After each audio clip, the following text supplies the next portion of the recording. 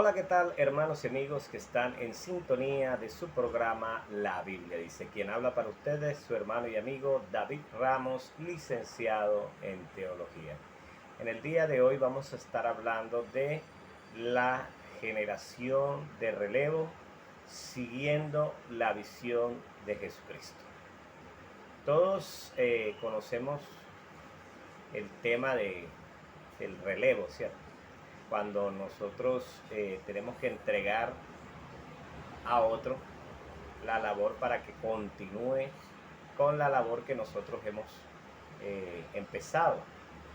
La generación de relevo es un concepto que nos recuerda la importancia de recibir la responsabilidad y el legado de continuar con la visión y el ministerio de Jesucristo, cumpliendo la gran comisión, por tanto, ir y hacer discípulos a todas las naciones.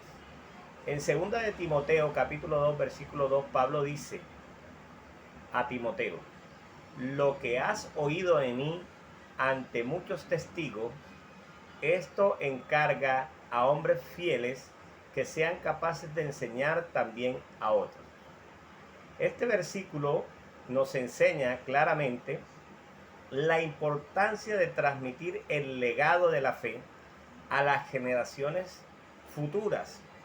Las generaciones pasadas, dicen los expertos, que es la generación dorada, donde la creatividad, la inteligencia y el desarrollo de las cosas eran el factor común denominador.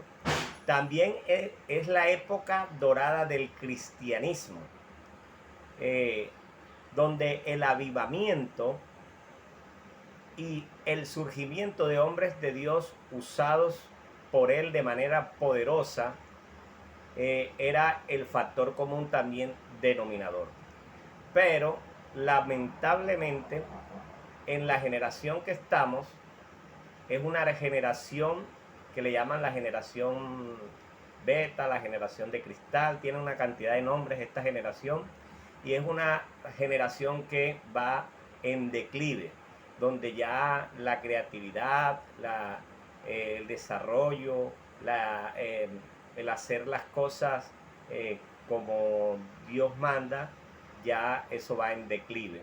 Del punto de vista del cristianismo, pues ya esta nueva generación se ha ido a la tecnología, donde ya últimamente ni siquiera se usa la Biblia para predicar, sino se usan elementos electrónicos. Se ha perdido esa tradición de usar la Biblia en el púlpito, que es la palabra de Dios. Y ustedes ven que a pesar de que los judíos tienen alta tecnología y tienen el desarrollo muy avanzado, ellos en las sinagogas siguen leyendo la Torá escrita en el libro. O sea, no usan tablets ni usan otros medios tecnológicos. Por respeto a Dios, siguen usando el manual escrito, o sea, la palabra de Dios escrita. Entonces, el desarrollo de esta generación tecnológico, con el internet, con las redes sociales, ha hecho que el evangelio se vuelva más virtual, más tecnológico, y se ha dejado pues todo lo de las generaciones pasadas, que era el usar la Biblia para predicar. No solo eso, sino también a nivel de enseñanza y de doctrina, los predicadores que son carismáticos en su mayoría no usan ni siquiera textos bíblicos para predicar. O sea, empiezan a predicar cuestiones emocionales y psicológicas que le quieren meter a la Biblia, haciendo exégesis, metiéndole a la Biblia lo que la Biblia no dice en el contexto de la palabra de Dios, para sus fines de sacar dinero a la congregación, a los hermanos quizás vulnerables por la fe en Cristo y el momento espiritual en que se desarrollan estas predicaciones. entonces se aprovechan de esa vulnerabilidad de los hermanos para sacarle dinero. Entonces vamos a agarrar el ejemplo de lo que es la antorcha olímpica. Aunque quiero decirles que la antorcha olímpica se basa en una tradición donde se honra a Zeus, que es el dios más poderoso de los griegos, según la mitología griega. Nosotros, aunque esto es pagano, hago el énfasis, esto no es cristiano, no es judío, no, esto es una costumbre griega, aunque no es cristiana, nos sirve para enseñar el tema del día de hoy, que es la generación de relevo siguiendo la visión de Jesucristo. Entonces, vamos a agarrar ese ejemplo de la antorcha olímpica. Nosotros podemos hablar de que la antorcha olímpica es uno de los símbolos más emblemáticos de los Juegos Olímpicos. Representa la luz del conocimiento, la razón y el espíritu humano. Y su llama simboliza la unidad, la paz y la deportividad entre las naciones y los participantes. La idea de la llama olímpica es que haya amistad entre todos los países, porque se enciende en Grecia y va pasando de país en país para que todos participen. El origen de la antorcha olímpica se remonta a la antigua Grecia, donde se encendía un fuego sagrado en el altar de Zeus. Por eso le digo que esta es algo pagano, pero que nos sirve para como referencia del tema del día de hoy. Esto se encendía un fuego sagrado en el altar de Zeus en Olimpia. Esta tradición fue revivida en los Juegos Olímpicos en el año 1928. Personas reconocidas como el boxeador Muhammad Ali, él fue uno de los que encendió, y muchos personajes reconocidos también. El recorrido de la antorcha olímpica comienza desde Olinta, Grecia, donde se encendía utilizando un espejo parabólico que refleja los rayos del sol. Luego la llama era transportada por relevistas a través de diversas ciudades y países hasta llegar al estadio olímpico de la ciudad sede.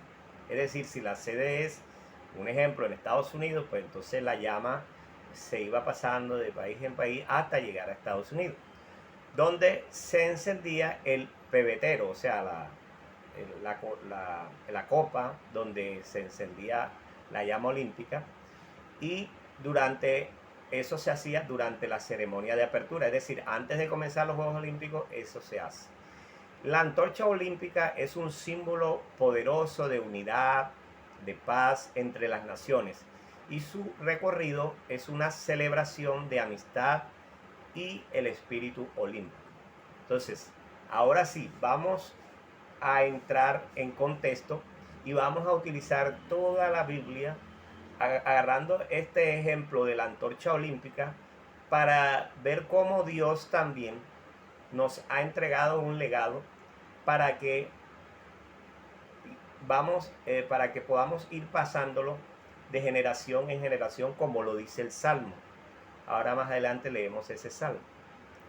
Dice, Dios nos ha dado un legado importante. ¿Qué nos ha dicho Dios? Cuidar y administrar la creación de Él. Debemos tomar en serio el legado y hacer todo lo posible para cumplir nuestra responsabilidad como seres humanos. Dios enciende la antorcha olímpica, por decirlo así. Dios enciende la antorcha del legado, no la antorcha olímpica, sino la antorcha del legado, y nos dice a nosotros, y nos entrega el legado y nos dice, bueno, ahora Adán, Eva, fructificaos, multiplicaos, llenad la tierra y sojuzgarla. Y empieza Dios con ese proceso de salvación al ver que Adán y Eva pecan. Pero entonces Adán y Eva empiezan a pasar la antorcha a sus hijos, a Caín, a Abel. Abel es asesinado por Caín y sigue, digamos así, ese legado pasando de generación en generación, llega a Noé y pasa pues a Abraham. Abraham le entrega el legado a Isaac, Isaac le entrega el legado a Jacob y Jacob le entrega el legado a sus hijos, las 12 tribus de Israel, y así sucesivamente hasta llegar a Jesucristo. Entonces, lo primero que podemos ver aquí es el relevo, donde Dios enciende la antorcha, entrega el legado a Adán y Eva, y de ahí en adelante empieza a pasar de generación en generación el relevo de la fe, el legado de la fe.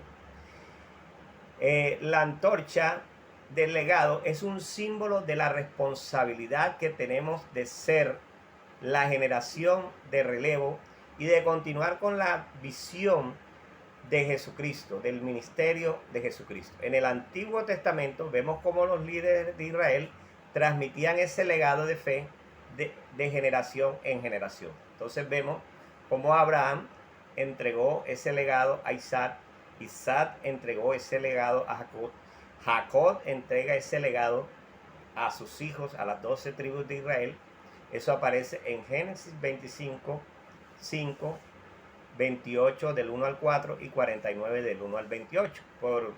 Para no hacer muy largo el sermón, no vamos a detenernos a leer, pero ya si usted con tiempo en su casa puede buscar los textos bíblicos donde se ve el legado, cómo pasa de generación a generación. Entonces es como imaginarse pues una carrera, como dice el apóstol Pablo, que nosotros debemos correr esta carrera de la fe, puestos los ojos en el autor y consumador de la fe, que es el Señor Jesucristo. Entonces es como una carrera de relevo donde el primer corredor llega hasta un punto, entrega la bandera y el otro continúa hasta el otro punto y entrega la bandera. Más o menos así es el legado de la fe que se va pasando de generación en generación. Ahora, podemos ver también en el caso de Moisés entregándole el legado a Josué. Moisés le entrega ese liderazgo. Entonces ahí vemos entonces cómo es la responsabilidad de continuar el legado. La responsabilidad de continuar el legado no es solo de los líderes, sino de todos los creyentes. En Deuteronomio 31, del 7 al 8 dice, Moisés le entrega el liderazgo a Josué y le dice, sé fuerte y valiente, porque tú entregarás la tierra a la tierra que Jehová juró a tus padres que les daría, y tú la poseerás. Jehová estará contigo y no te dejará ni te abandonará. No tengas miedo ni te desanimes. Entonces Josué tuvo la responsabilidad de continuar con el legado que Moisés no pudo seguir. Ya sabemos por qué. Porque por voluntad de Dios, pues Moisés llegó hasta cierto punto, pero al desobedecer a Dios y no hacer las cosas conforme a la manera de Dios, sino a la manera de él, llenarse de ira, pues como humano, a pesar de ser un gran líder de Dios, el gran líder que sacó a la nación de Israel a la tierra prometida, que Dios lo usó para librar al pueblo de Israel con prodigios, milagros y portentos. A pesar de eso, pues por desobedecer al Señor, pues pudo ver la tierra prometida, mas no pudo entrar porque esa labor o ese legado se le iba a entregar era a Josué. Y Josué tiene la responsabilidad de recibir ese legado de Moisés, una responsabilidad en realidad grande, una responsabilidad en realidad poderosa, y él seguramente tenía miedo, porque cuando fueron a tratar de conquistar la tierra de Canaán, mandaron espías, y los espías que fueron de parte de Israel daban malas noticias. decían, estos hombres son gigantes, estos hombres tienen ciudad fortificada, ¿cómo vamos a poder entrar nosotros ahí? ¿Cómo vamos a conquistar esta tierra que es grande, poderosa? Hombres armados, hombres de ejército, una ciudad fortificada, ¿cómo vamos a entrar? Pero ahí estuvo pues los que dijeron, bueno, eh, eh, el Señor nos va a permitir entrar. Entonces, ellos tenían la comisión, tenían la fe, Josué tenía la fe, aunque los otros espías estaban dudando, Josué tenía la fe de que Dios sí podía ayudarle a conquistar la tierra prometida a Israel. Entonces, el legado, vemos cómo comienza desde Dios, que Él enciende el legado de la fe al crear, al hacer la creación, al crear al hombre a su imagen, su semejanza, le entrega el legado a Adán y Eva y va pasando de generación en generación. Podemos ver también cómo es importante entonces el escoger al sucesor. Vemos cómo Dios escoge a Salomón para construir su templo, porque aunque David quería construirlo, y David venía recibiendo el legado de generación en generación, cuando David quiere construir el templo, Dios le dice que no, tú eres hombre de derramador de sangre, necesito un hombre que no sea así para que construya mi templo. Y ese legado se le entrega entonces a Salomón. Entonces David, mire lo que le dice y lo importante que es el escoger al sucesor. Mire lo que le dice. David le entrega el trono a Salomón y le dice, yo voy, eso aparece en Primera de Reyes capítulo 2, versículo 1 al 2, dice, yo voy por el camino de todos los de la tierra, dice, sé fuerte y sé hombre, dice, guardaos los mandamientos de Jehová tu Dios, andando en sus caminos y observando sus estatutos, sus mandamientos, sus juicios y sus testimonios, como está escrito en la ley de Moisés. Como, pareciera como si dijera, bueno, así como Moisés me entrega el legado a mí, yo te lo entrego a ti, para que prosperes en todo cuanto hagas y por donde quiera que fueres.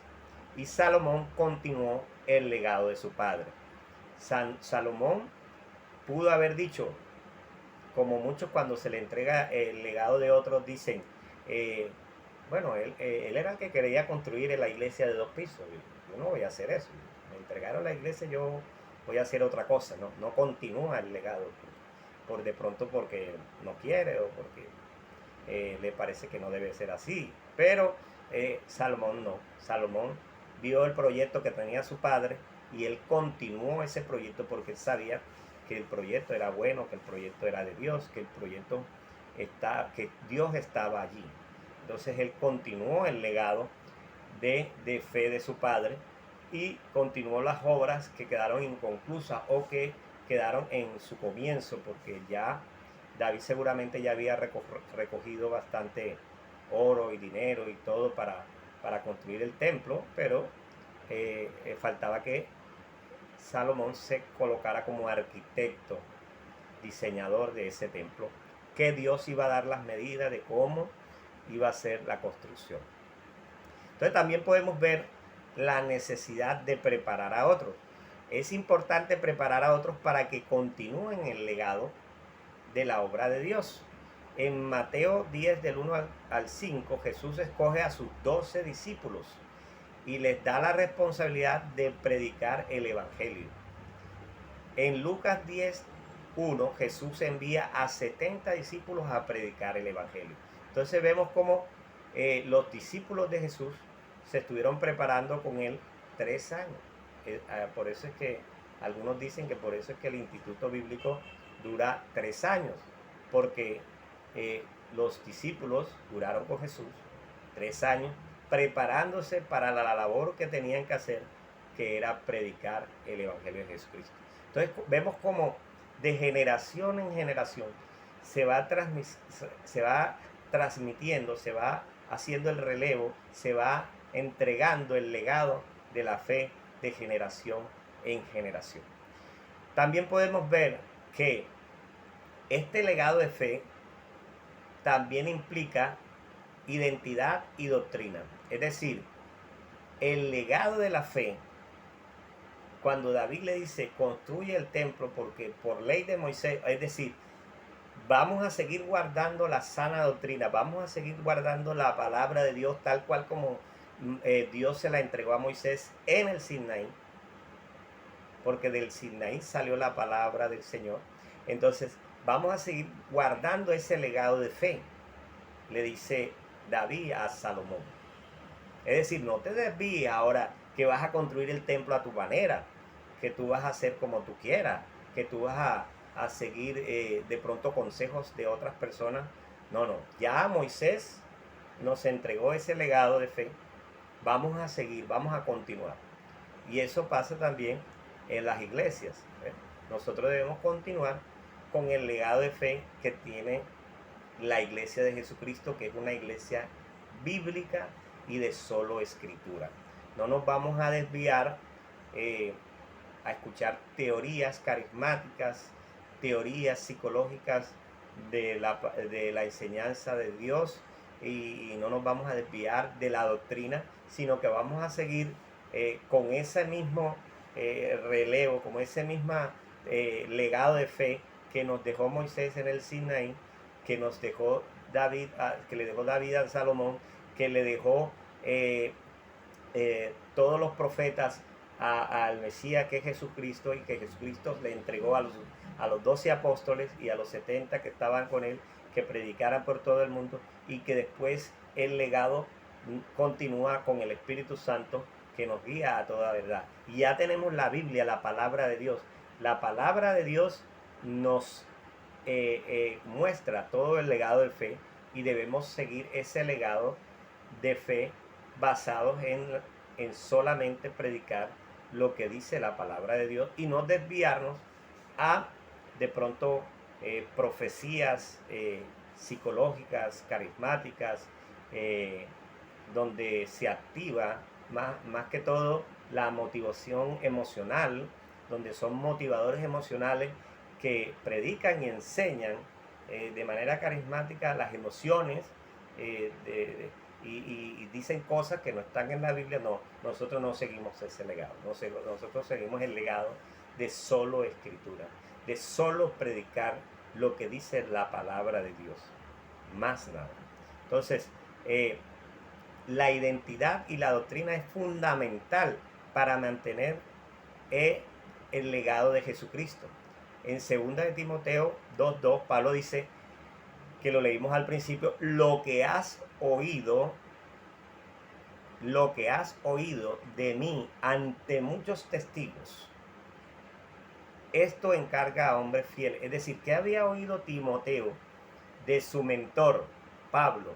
¿Qué había oído?